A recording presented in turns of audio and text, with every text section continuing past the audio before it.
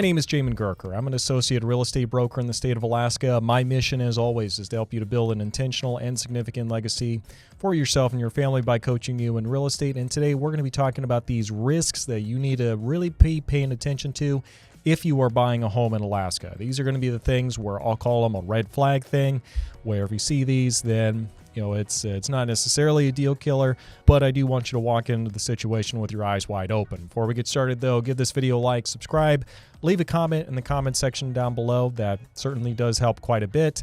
And without further ado, let's jump into today's video. One of the biggest risks that I can really think about in Alaska is if you are planning on buying a property that is right on like a fast-moving river.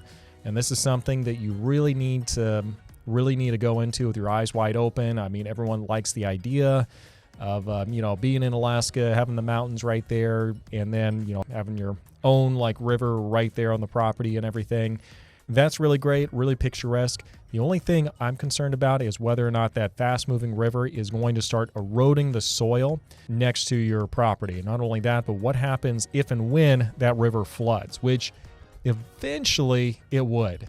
Now, the good thing is in Alaska, we have a pretty good support system with surveys and everything showing you exactly what the flood map would look like.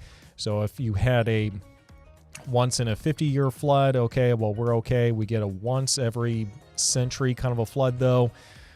That could be bad news for this property. Or, it shows you, okay, well, this is we're in danger of being flooded, or like for dang sure, like if there's a flood, like we're leading the way.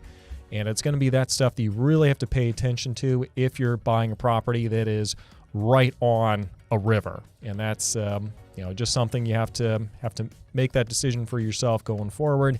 It also kind of depends on the soil and if there is any erosion, because you're not allowed to do anything that's going to stop that erosion from happening, which it kind of sucks if you're a homeowner, because if the soil erodes, that's just lost property. You don't get compensated for that in any way.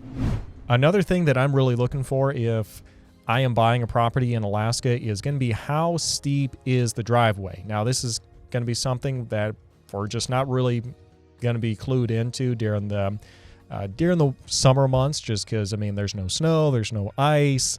There are no factors like that that's really going to change anything. But during the wintertime, you have to think, okay, what is this going to be like in the wintertime when there's snow and there's ice and the snow is melting a little bit and then it freezes again and now it's just a sheer ice chute going all the way down. And we're not going to find a driveway that is just perfect, but also you have to be going into it with your eyes wide open. If it is like this, and it gets a little bit of ice on there, you can imagine how challenging that is going to be. And your vehicle might be perfectly fine, but you also have to think, okay, do I want people to come and visit me?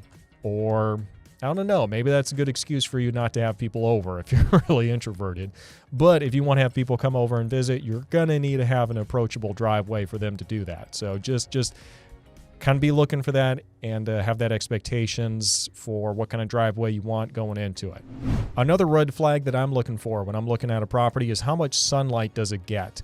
And this is for a number of reasons. Number one, the amount of sunlight you're going to get during the wintertime, it's going to have some impact upon what the utilities are going to be, because it gets a lot colder in those areas where just the sun just doesn't directly touch the property. But also for your own edification, welfare, whatever you want to call it, if you live somewhere all the time where there is just no sunlight, for some people, not having that direct sunlight really does make a very big difference. And if you work from home and your home doesn't get much sunlight, like that's going to be a problem for you.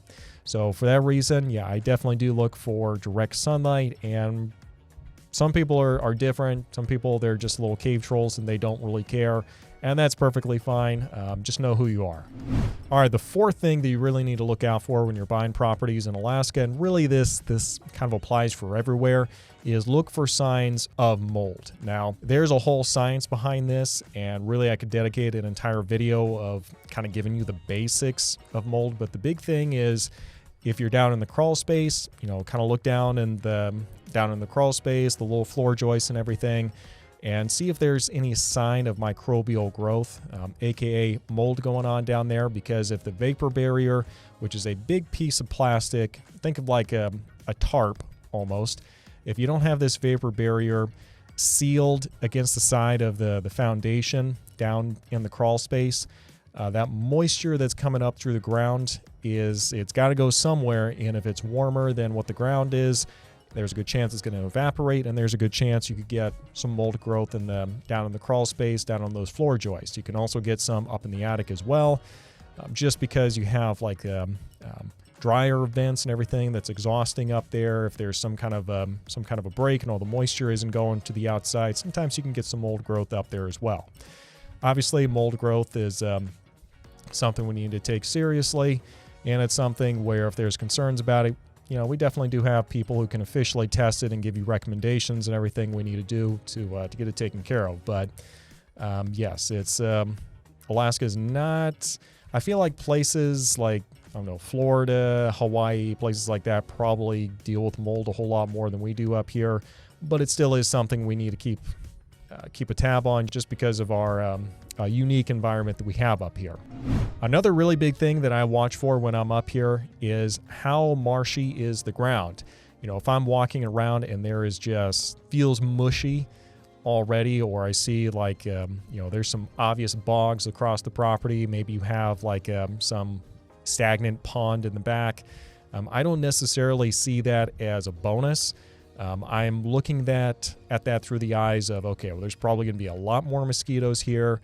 And yes, we might have this one structure right here, and this might be like the only, 30 by 30 or 50 by 50, whatever, space that we have to actually build this structure anywhere on the property, because the rest of the ground is incredibly marshy, and we can't put any kind of a septic system down where the ground is just so mushy that it doesn't qualify to have any septic system put into it.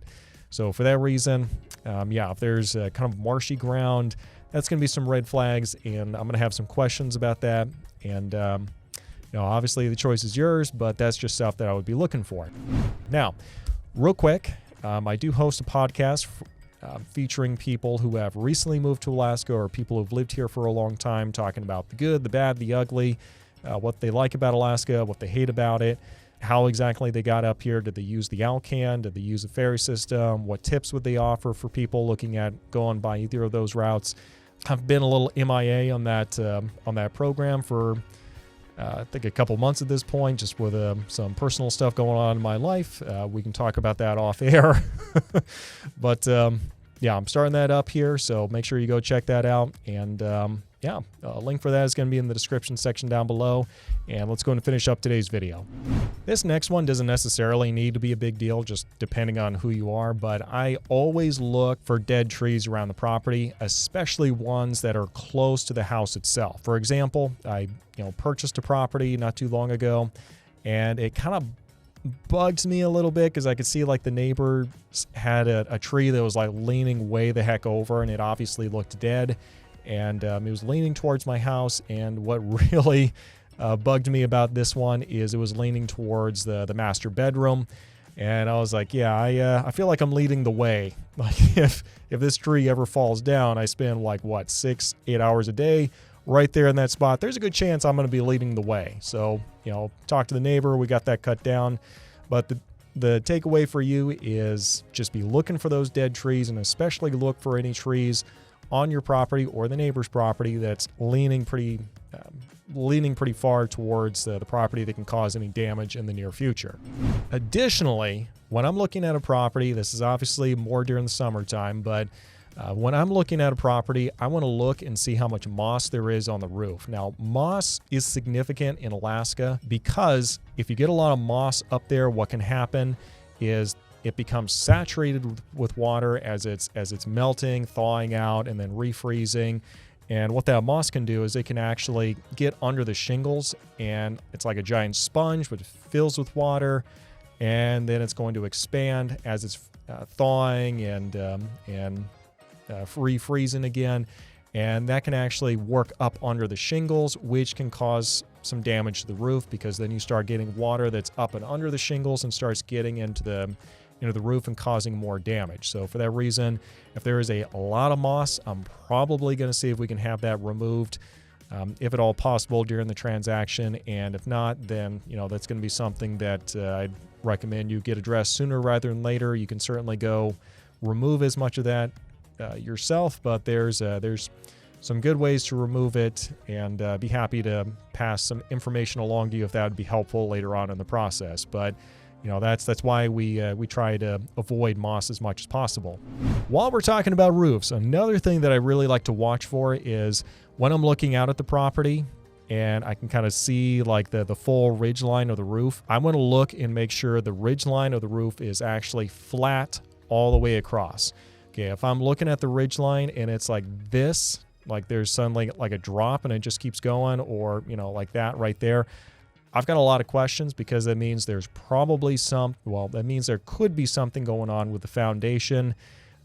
Maybe it's just an addition they put on there and they didn't line it up perfectly, but either way, that just begs a lot of questions that I'm going to have to insist on having answers for. So if you see, the ridge line for the top of a roof and it's not even, then, obviously we're going to be asking some questions.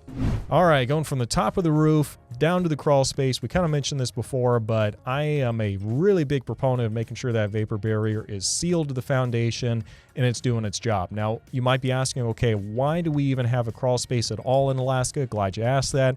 The reason why is because there's a lot of moisture in the ground, just with a lot of snow melting. And all that water's got to go somewhere. You've got essentially months worth of rain that turned into snow, that fell down, collected, and melting all at one time. And the ground just gets saturated with all this water, and the water's got to go somewhere. And the purpose of the crawl space is to make sure that you've got the vapor barrier laid down on top of the ground and sealed against the foundation, and it keeps that moisture down in the ground. And if it does get up, then it's not going to be getting directly into the living space. Now, if the vapor barrier is not good, then you can start getting a lot of moisture that gets up into the crawl space, and it's going to be kind of warmer than what the exterior is going to be. And if it's not ventilated really well down there, then you can start having issues with potential microbial growth. And that's why one of the many reasons you want to make sure that the vapor barrier is properly sealed. And sometimes the vapor barrier's complete garbage and there's no issue with mold or any issues like that, but we want to make sure that we're doing everything that we possibly can to avoid any scenario like that in the future. All right, last but not least, I have said this a number of times, and if you've ever bought a property with me, specifically in the Mat-Su Valley, you've probably heard me harp on this before, and that is we are very suspicious of any properties that are right on a busy road. And the reason for that is because the Mat-Su Valley is a developing area. There's more people moving there every single month. And once you start getting more and more people in the area, they're going to start developing those roads and making them broader and broader to accommodate all the traffic coming through.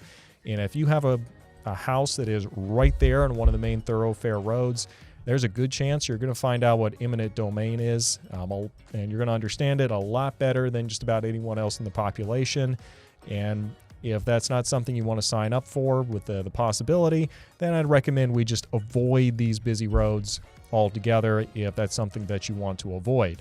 Now, this has been my video talking about the top red flags you should be looking for homes in Alaska. I hope it's been useful. If you want help in purchasing your own property, do feel free to reach out to me. I'd be more than happy to help. For everyone else, thank you for watching, and we'll see you next time.